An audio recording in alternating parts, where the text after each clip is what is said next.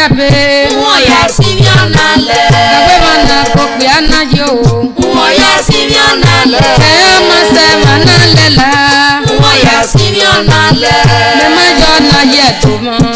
Moya simiana le. Enogune gagiriunu. Moya simiana le. Enogune gagitwa makoja. Moya simiana le. Enogune gagirievi. Moya simiana le. Enogune gagitwa mao. Moya simiana le. Enogune gagikwenyoma. Moya simiana le. Enogune gagimaro. Moya simiana le. Enola ni bina.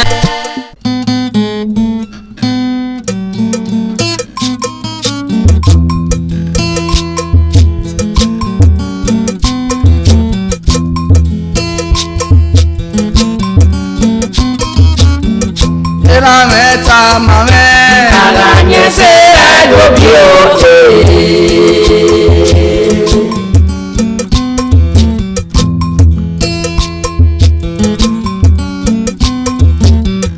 iye meta mame ko Aghayinese agobio.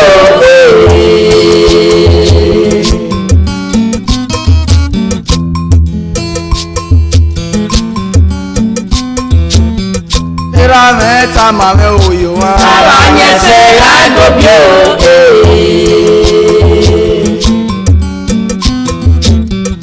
iye meta mame ko Aghayinese agobio.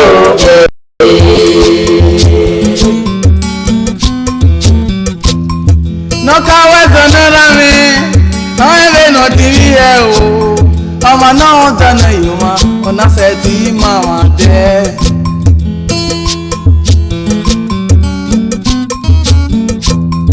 no fi obo yu fwenye no ki ase nunu enye ze nunu e o no de kuzi ga begbo wo ki ari bien ma gun e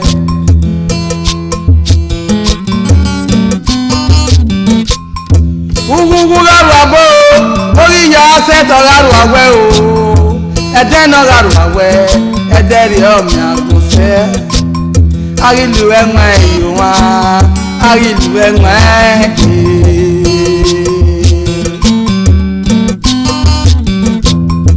amo ho oge obo we na ya gwa le kan kwere o eya gize yo ode go hon na rafi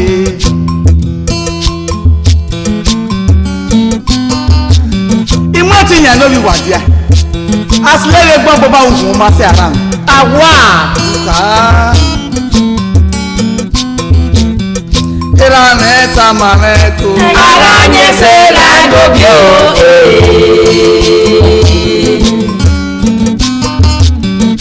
iye meta mame oyo wa Aghayinese agobio.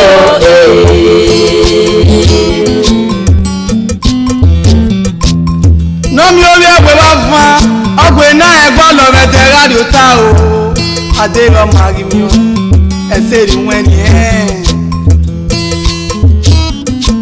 iya ade radio anyon won e na mi ogo ra o bo e anyo Ese ti si o e. kabeli o amagbaru o tane enafia ohun o erizada ari avegi no akon ara kan kana awe ba kan akon apane o iri ori oge awe boyi ari lu enwa yo wa ari lu enwa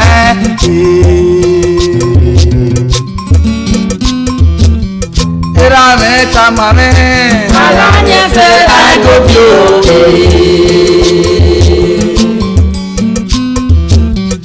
iye meta mame ko Aghayinese agobio.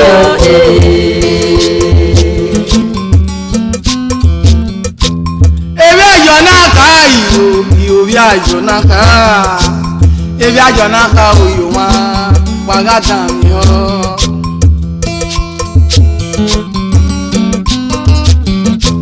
ogwa fara do aro lera we won esese o niye we won esese re o ya we won awo koko na dori ojo re era na ti e Aghayinese no mi ọdọnu ọmẹna o yóò bọdà yẹsẹ yóò bọdà yẹsẹ òwì mi ìràpọ̀ wọn bọ́dé ìràrí mi káwọn bí ẹ̀yin náà wẹ̀ yìí ẹ̀dá yìí ẹ̀dá o lọ́rọ̀ bọ̀ ewu tọ́rí yúnyin mẹ́nà mọ́ta tọ́rí zọ́ọ̀dọ̀ pòpò ọ̀dọ̀ zẹ́yìnú dọ́ ìzẹ́yìnú mẹ́rí sẹ́tí ọ̀nà òrẹ̀ rí inú rárí ẹ̀ lóko náà gèlè rẹ̀ mí ọ̀fí ọ̀bẹ̀ mi bí ẹ̀ rárí òwà ọ̀rísọ̀ wá ẹ̀ rárí yẹn náà gèlè mú ọgọ́rùn-ún yẹn jọ ìgbé ìyá kẹ̀yìká ogbẹ òtú ẹ̀ ọ̀rẹ́ òkè ọ̀pàgbà èèyàn o lóge pàgbà èèyàn lóge àríyànjá o ará àyẹ̀sẹ̀ máa yìí wá ẹ̀rí bí ẹ̀rọ fún wa náà ta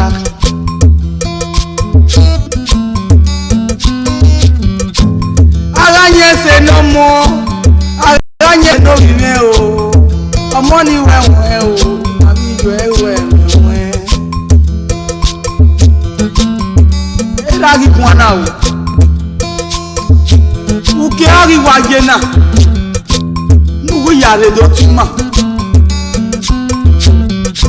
leva seba zero kono lo wodo ọmọ keke nu gbẹgbẹrẹ muzo lọ pa ya muzo le fa gbẹgbẹ nugu yasema ọ̀dà fọmádọ́ nẹ̀mí wẹ́n zero kona ní èdùwá èpè má gára yẹn sétèkè náà bí ayé ọmọ gẹ́rì nù ènìyàn pẹ́rẹ́ pékè náà òkú nù.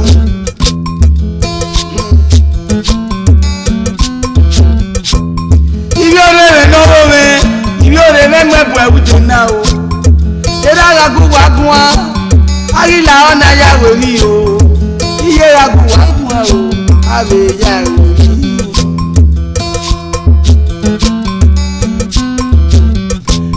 Mẹ́ta mameko alanyese agopio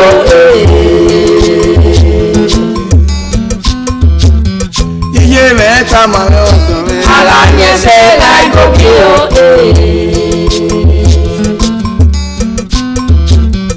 era mẹ́ta mame alanyese agopio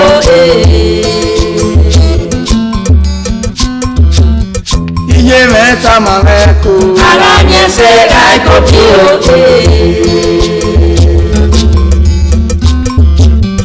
era mẹ́ta mame oyuma alanyese agopio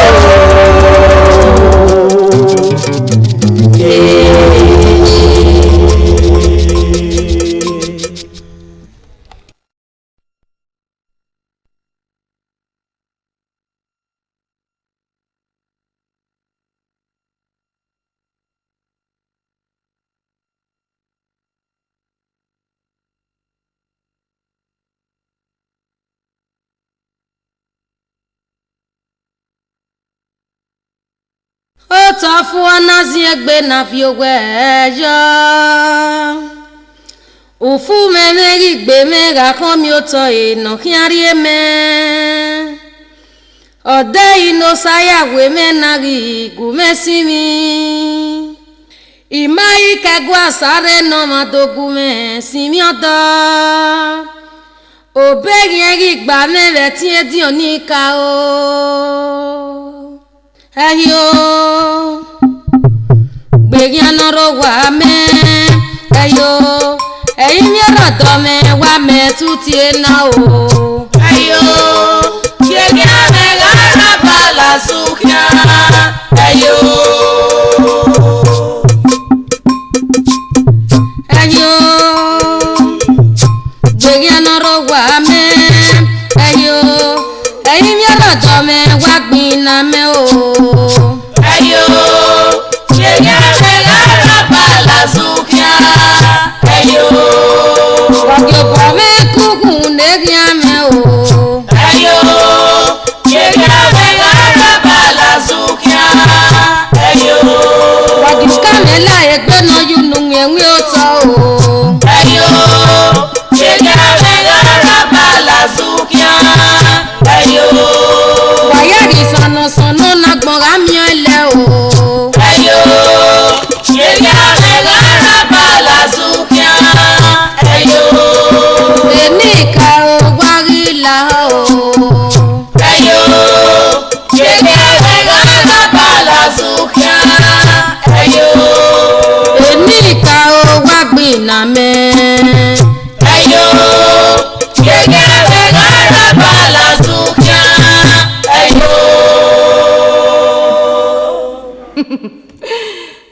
unyime wena ga ino gba Imawe ne ko wodo ga somara pato wodo no je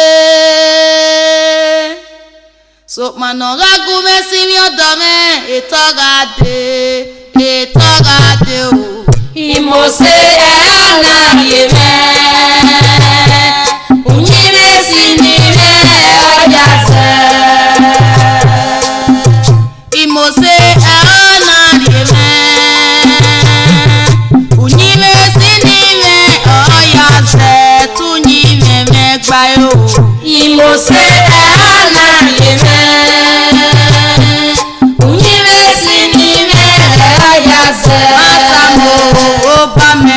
Imose ana yeme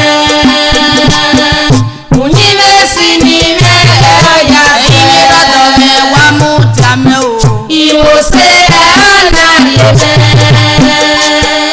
Unyime sinime ya Senika o wabila o Imose ana yeme Unyime sinime ya osele yomo kao la mwamewenu ya akwe nweri mamekeni marie nweze ya owewe na uwe na ekita no biokpa na e la regbe neme mnokia ya una bana mi egwe ogwa wekwetia goi igbu inwe giete ne na ga oka okera okeke nukia to le gbeja ati ma to akon ye me no makanwe uga dan megbo ere to pe ma lo wewe na leyin ozu ono mama Aghayinu ya chota umeti we mi roporopa we no ye herere na eboka na so ma ebopa ya fi ofo se ayo geva me igagwe no le mare na ede ni ga gbe gbogbo na no no wi era boy me kure iga tama igun agwa ya bieku ruda we mi ke no mama gbogbo na unwe ogan ya mu Emi me eyi kiaja Iwa nojo miere gbogba gagbe okekere anamieya Ere kwere Uma miere kwe ogije kwere ne kwi Iwe bime oje mese Obewe Iwa nojo miere gbogba gagbe okekere anamieya Ere kwere Uma miere togi mama bokia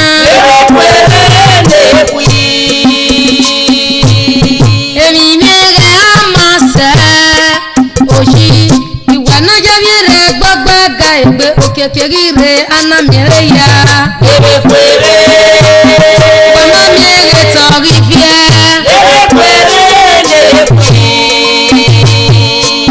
Iwe mi mere ije ya Obewe iwa na javiere gbogbo ga egbe okekere anamere ya Ere kwere Okevabo Ere kwere ne kwi Iwe mi mere oja mese Obewe Iwa no jo miere gbogbo gagbe okekere anamieya Ere kwere Ima mie tori mama bokia Ere kwere ne kwi Ofita mewe wo yo abokpa owanare owama mewu we ara mi no yiba abokpa owanare bo le were gbe sunu waye wa be ha were gbe so e neme okun wa aga mi were nu na yera gbon ogun ye bi mi e onye mi hia le ba seba ihi iba bo e ma bi me ke ya pa owanare ọkụ wa abata edele no wa ebe ni me na jere agbo uwe wa he so ya ga mi ni me ni bu ede e atu ho no gba yu ebu won ye yobo ero mo ka o owo ha we nehere o so na ya na jena me ma le no so he ama igbe no lele ni me he wa hona rasi me ri owo enya ya gboga keru ege na ga hewe na ge gbe mi tele ne kwemu sa de ku o ero mo ka o si aho amaka very ayo sie na chena nebe yo ko test service ni kete mo ko na uri no mama na ije ko te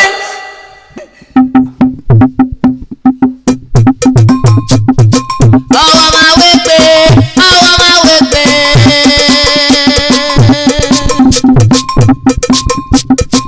ọwọ́ máa wé pé ọwọ́ máa wé pé kúkọ̀tà mú kó wí ẹ̀pà o. ọwọ́ máa wé pé ọwọ́ máa wé pé. ìwúkọ̀tà mú kó wí ẹ̀pà. ọwọ́ máa wé pé ọwọ́ máa wé pé. wàlẹ̀ mọ̀ kí ọmọ kìyàn kíkẹ́ o. ọwọ́ máa wé pé ọwọ́ máa wé pé. ìpàtó gèmégé méjì àkíwẹ́. ọwọ́ máa wé pé ọwọ́ máa wé pé. wàlẹ̀ náà wẹ́rẹ̀ wẹ́rẹ̀ gèpè. ọwọ́ máa wé pé ọwọ́ máa wé pé. wàlẹ̀ náà wẹ́rẹ̀ wẹ́rẹ̀ gèpè o. ọwọ́ máa wé pé ọwọ́ máa wé pé. ìkúkọ̀tà mú kó wí ẹ̀pà. ọwọ́ máa wé pé oyè ọwọ́ máa wé pé.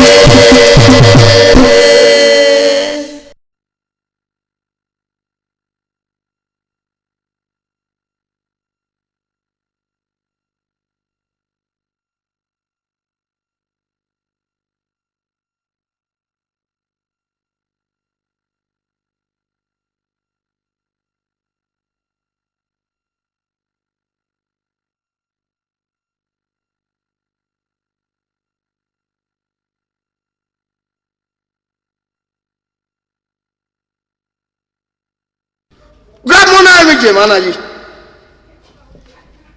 Bo gwime. Gramona wato na. Okuwa. Yokuwa de ba. inebe ru temi na we na ti yo mo ka o ige de gbogbo ru da ta o me wa sọ̀rọ̀ mo ye ma na papa na to te lo ya zagegbe na so pa o salobo ma ku ejo e geme nene utie me a bo kin bo sunu Igwe Gramona mi je ma. ime na me amu eye mai oge no mama ude agbon we umje me ga re we ba mu ga mu ese ba ona enu te mama egba enu e mama nu mama ya ti yo wa ima pa e ba we nu watana Uwa yo boruwe wa gunuwe wa sebe ni geruwe na. Boye ti wo ni gihia no ro wa na. Uwere gbe na o kegbe bu kwa na tugugu a. Ope ni ke buru odo sobo no masunu na. Una zuhu ko nia odwom ohuru na nia. Udalo ye. o kawe na kinu e mabewe ara eno nya wana wo dwe kina ona amunya me ona rie mage esugele ki bo wana yo befe va gunu eni hero emiena Gwage va gbọ́n máa yọ ẹ̀tọ́. Nyẹ́mi na gbọ́n wù kele, e ka gbọ́n gbẹgbẹgbẹ o. Ariwo gbogbo ẹ̀kọ́. Kúkújèrè, Ẹ máa bọ̀ yá tó bẹ̀ jáde dé o. gwage va gbọ́n máa yọ ẹ̀tọ́. Nyẹ́mi na gbọ́n wù kele, e ka gbọ́n sí egbò o. Ariwo gbogbo ẹ̀kọ́. Ìwé nuga miamia. Ẹ máa bọ̀ yá tó bẹ̀ jáde dé. Gwage va gbọ́n máa yọ ẹ̀tọ́. Nyẹ́mi na gbọ́n wù kele, e ka gbọ́n tìrì gbé o. Ariwo gbogbo ẹ̀kọ́. Ìwé nuga miamia. Ẹ máa bọ̀ yá tó bẹ̀ jáde dé. Gwage va gbọ́n máa yọ ẹ̀tọ́. Nyẹ́mi na gbọ́n wù kele, e ka gbọ́n zé gbé o. Ariwo gbogbo ẹ̀kọ́. Kúkújèrè, Ẹ máa bọ̀ yá tó bẹ̀ jáde dé. e va gbọ́n máa yọ ẹ̀tọ́. Wàmíẹ́rì na gbọ́n wù kele, e ka gbọ́n zé gbé o. Ariwo gbogbo ẹ̀kọ́. Ìwé nuga miamia. Ẹ máa bọ̀ yá tó bẹ̀ jáde dé.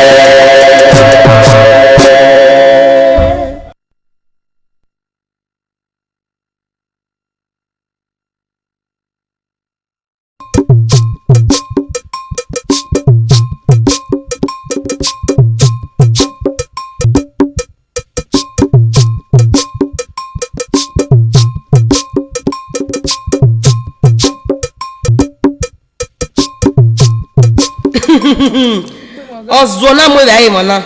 Oma, when all day no do ri nwere na. Oh wa wagbon. Egberame. Wa o be kene ba meje yi. Berame to zeke jo me bae. Ebe ni me kian e. O ha ma mwe. O ri ma gbe kwa we. Una zeke jo me bae. Ah? Bi e ko ki ogo le kian. Why kan e kan we? O zeke jo me bae. Wa do le gbe to me we. Tu fe ko kian we kian. Ti kian wa gwe be na. Iga be gwe ne e bae na uri yo. Ni nowhere where me ti gbi me no wa go jado gbina me se ti gbugbe wo me ti gbe re o ya lare wa gbuwe na igbuwa mo ka gbuwe wa ri bia kanako aba na hinai wa ya fie gbe be keno ma heke wa do ya igbina na severio wa lo wa rai iye lare o mo ko wa ti akoko gbere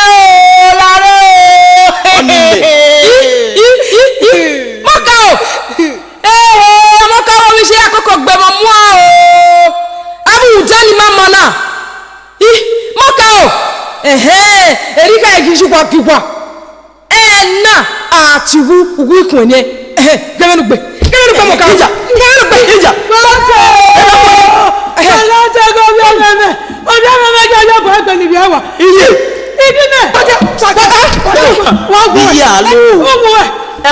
to me ken wayana ka soso mi gbenari anuse a adewo ma venu wa eze tebite kekere tebite ne fowoto e wa si ye gbena na ge ana kinai e je fian oko sabi awo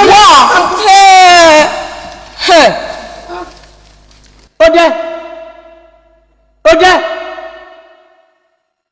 gbogbo ayé mi so wa we igbe ni do mi o bela do ba bi ka wa ya fa gbin na bo sunu yi ye mo se me ti apo wa eleyi ayo wa re ama igbe ikina mu ti ya ibi na ko eleyi aye fo pare gemau alado we ijo ni mana ya igun ahun de ikona do we ne deso na mi e be na ya mi alawo da onoro no si ma ya gbe buto na ijo ni kete na bi be mi no ku wona na me ba me gbe ya me bo fe kana mana gun mi wala opa dinakin okun wa bosunu ka baba lamogun iwa de na do ba egoma owa guri ne gbina e na ta me na we no mu joto ofo na ni ta ma ri be no mama na ona so aguru egbina oge no ibi eni mama na o ga akoko gbe momo ibwe o enema ibwe ke wugwe wa enema abi be mi no mama na ti wa ki me no ka ugboro keke ari wa ku we kiri e botile wa egbe me na ko ni se wa da yi veri o wa mu gbina la yo to wa ga gbina gun akian eri ma mi sarave omo ka owo bi je o ga gbe momo de ya na so lo gba no mu dia ne e na ta na agata isi agiya onise egberame bosunu baba ti wa ki owo le kian bo ba mo oge we izekeji yen bai beni mana pa eva baba eri o wa se ijeji kwa honia esu ekun wa bibi ehin oni se wa hegwerere na osasuve bosunu Baba, egbera mo wa zekejo me bae. Inu emi no go zekejo. Lo ke ya bi enwa nyeme. Ona so wale le megbina. adi wa te ga be o dana mama o dana babe wa onia When me tell me about or waba Mama no je. Wàjáyí owó láyé. Wàjáyí owó láyé náà sọ̀rọ̀ sùnú rẹwà lóyò. Wàjáyí owó láyé. Ikú lókè ọmọ sẹ́. Wàjáyí owó láyé. Wàjáyí owó láyé náà mọ̀ bí àfẹ́fẹ́ tó bá lọ́nà. Wàjáyí owó láyé.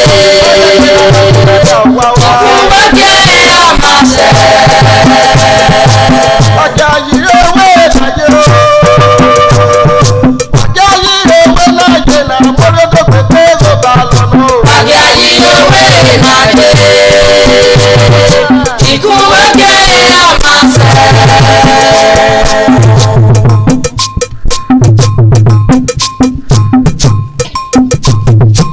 Wàjáyí owó láyé. Wàjáyí owó láyé náà sọ̀rọ̀ sùnú rẹwà lóyò. Wàjáyí owó láyé. Ikú lókè ọmọ sẹ́.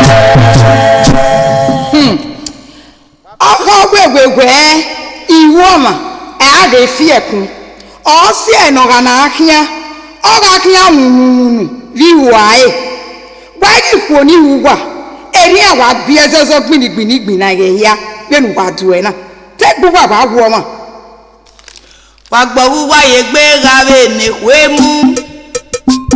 Wọ́n gbọ̀wúwá yẹ gbé gàwú kẹ̀nà tán. Ẹ̀hú wá parẹ́ nẹ́bọ̀ náà jẹ ní ọ̀nà yẹ mẹ́nu wá o. Àpẹ̀wùdè náà yẹ á máa sẹ́. Àyíyí ni ayé díẹ̀ bẹ̀ wò. Gbọ̀wúwá yẹ gbé gàwé nìkwé mú.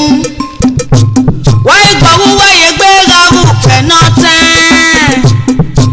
Ẹ̀hú wá parẹ́ nẹ́bọ̀ náà jẹ wá rí ìlú ẹ̀wẹ̀ o. Àpẹ̀wùdè náà yẹ á máa sẹ́. Àyíyí ni ayé díẹ̀ bẹ̀ wò. Àwọn tẹ́lẹ̀ wá sẹ́sẹ́ wá o. Àpẹ̀wùdè náà yẹ á máa sẹ́. Àyíyí ni ayé díẹ̀ bẹ̀ wò. Àpẹ̀wùdè náà yẹ á máa sẹ́.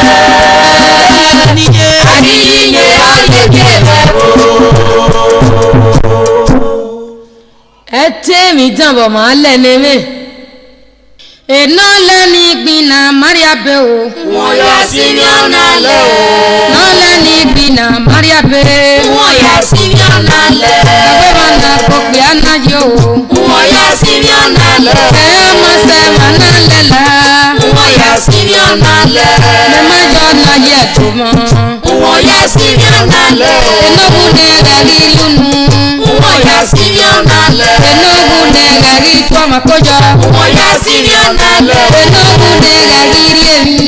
Wọ́n yà sí ní ọ̀nà lẹ̀. Enógun ní ẹ̀rí tó ọmọ o. Wọ́n yà sí ní ọ̀nà lẹ̀. Enógun ní ẹ̀rí pẹ́ni ọmọ. Wọ́n yà sí ní ọ̀nà lẹ̀. Enógun ní ẹ̀rí máa rọ̀ o. Wọ́n yà sí ní ọ̀nà lẹ̀. Iná lẹ́ni gbìnà Maria bẹ́. Wọ́n yà sí ní ọ̀nà lẹ̀.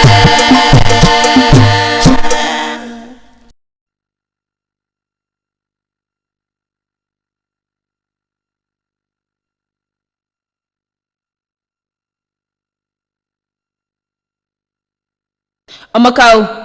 Iya yo hiama. Mi awo sunu medin ayi. Mi agwegun ayi. Igi de ba yan ga agun egun we. Ise gbera me de ba oye yan ga aleluwa gbina. Wa ma ti gbeli yan wa gbogiyan. No dogo a pe kwa wuniyan. Owo khan kho gbe. Mama se ti gbeli yan bukere. Mama se ti gworiyan no do wa tu kwa wuniyan. Bibieri me. E o lare o.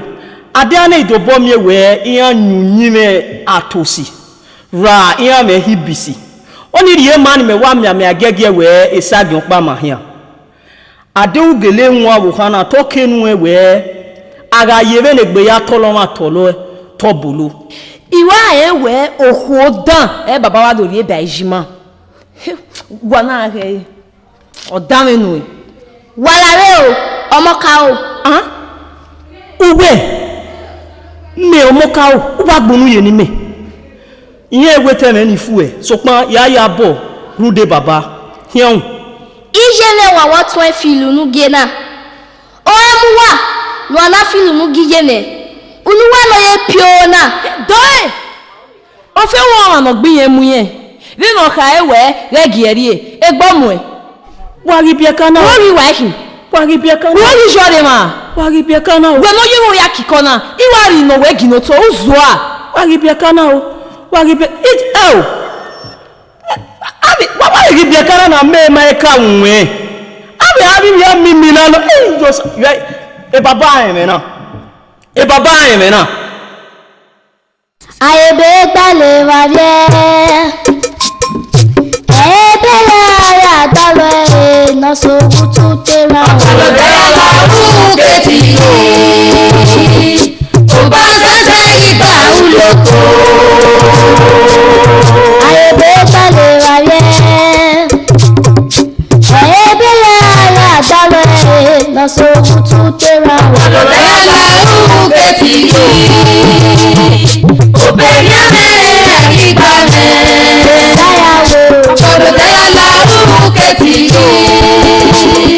o ba se igba uloko aye be gbale wa bien ya dalwe to bo ki adu wa wa na la ruketi o be ya me igba me la ruketi o ba se igba uloko Rameta mame Aghayinese agobio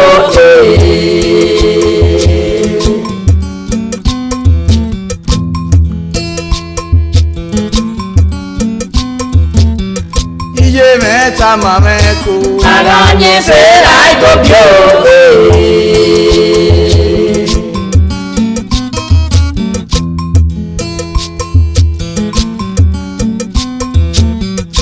Rameta mame oyo wa Aghayinese agobio